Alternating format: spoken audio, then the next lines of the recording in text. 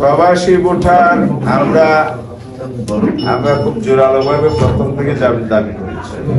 আমাদের কেন্দ্রগুলোর ব্যাপারে বলেছি, সিসি ক্যামেরা স্থাপন, নির্বাচন কমিশন এটা সর্বশেষ আমাদেরকে জানিয়েছে। এটা স্থানীয় প্রশাসনকে দায়িত্ব দিয়েছে। কিছু কিছু প্রতিষ্ঠানকে প্রশাসন বলেছে সিসি ক্যামেরা তাদের যা আছে এটা ব্যবহার করতে।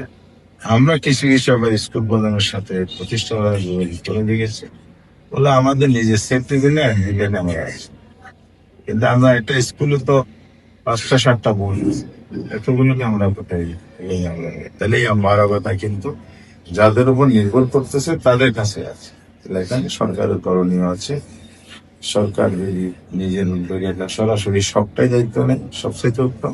না হয় সমন্বয় করে যাতে নিশ্চিত করা যায় কোনো ফাঁক পুকুর যেতে না, বিশেষ করে ঝুঁকিপূর্ণ কেন্দ্রগুলো চিহ্নিত করে সেই কেন্দ্রগুলোতে অবশ্যই সিসি ক্যামেরা স্থাপন নিশ্চিত করতে হবে। আমরা সবটাই দাবি করছি, এটা প্রায়োরিটি বেসিসে ঝুঁকিপূর্ণ কেন্দ্রগুলো অবশ্যই।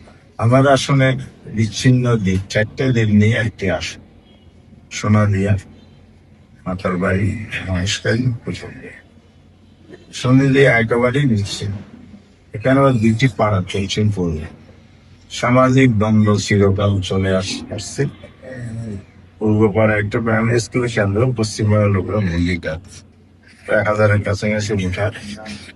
2008 সালে আমি প্রতিযোগিতা করেছি, মাত্র 12টা ভোট আমার বক্সে পড়েছে, আর বাকি সব ভোট কেটে গেল।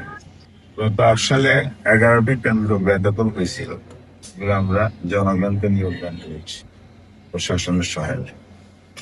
এই জন্য এসব ইন্টেরিয়ার যেগুলো এলাকায় রিমোট এরিয়া, সেই রিমোট এরিয়ার কেন্দ্রগুলো বিশেষ দৃষ্টি দিতে হবে। আমি সিএসি মহোদয়কে বসেছি, আমাদের সংস্কার কমিশন প্রস্তাব ছিল, এটা ইলেকশন কমিশনের ছিল। এর প্রেক্ষিতে এটা দাবি পূরণ হয়েছে। বাংলাদেশে এই প্রথমবারের মতো বলা যায় প্রবাসী ভোটারদের এই আইন। তো আমার মনে হয় প্রবাসীদের মধ্যে যথেষ্ট সাড়া আছে। আমি এর মধ্যে 2-3টা দেশে গিয়েছি, সাংঘাতিক উৎসব নিপনা আছে, টেলিফোনও অনেকে জানাচ্ছে। ইতিমধ্যে ভোট প্রদান শুরু হয়ে গেছে, এবং আমি কালকে 2-1জনকে পেলাম আমাদের ভোট দিয়ে প্লেনে উঠছি,